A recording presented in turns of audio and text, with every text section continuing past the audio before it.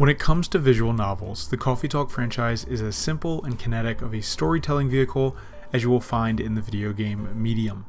The setup has stayed the same across all three titles. You play as the cafe owner and titular barista, and host to patrons of various races and species in this fantastical world where humans, cat people, ghosts, elves, and more can coexist, and where the only constant is your customers' insatiable thirst for brews and conversations.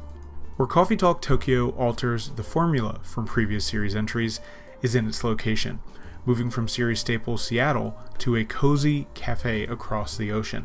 It also tackles a decidedly different range of topics as you engage with your patrons, including chronic illness, gender roles and parenting, finding purpose in work, and retirement, amongst others.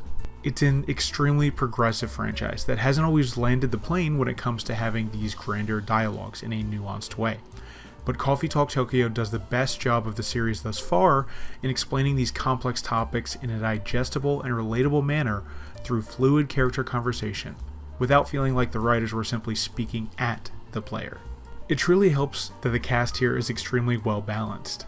There wasn't any particular character I was hoping to see more or less of throughout the story, and they all had their paths interwoven at some point, whereas previous entries did have certain subsets of patrons that unfortunately were excluded from larger plot threads. One frustration that did linger, however, was the lack of clear direction on how to ensure you were navigating towards the best endings for certain characters. While you can do your best to guess, you can't always ensure you're making the correct drink for a patron the first go around. And even if you do, sometimes that may not be enough to get the preferred ending for all involved. Still, there is a lot of inherent replayability, even if not with the main story, but with the abundance of drink combinations to be made. There are added stencils and etchings you can make with soy milk, and it truly makes what may seem like a mundane process into an exciting and artistic endeavor, whether you're crafting a beverage during the campaign or making drinks back-to-back in the included Endless mode. In any mode, you'll have the ability to change the available in-game lo-fi tracks to your heart's desire, and they're all incredible inclusions that add to a chill and no-pressure vibe throughout your playtime. Coffee Talk Tokyo absolutely justifies its asking price, with a 9 or so hour campaign that I felt truly engaged sipping on throughout a cozy week of casual playtime. For just the price of a few cups of coffee, you can experience one of the best and most chill visual novel franchises in its peak form. I'll be highly anticipating the next entry in the Coffee Talk franchise, but this one will steep in my mind for quite some time.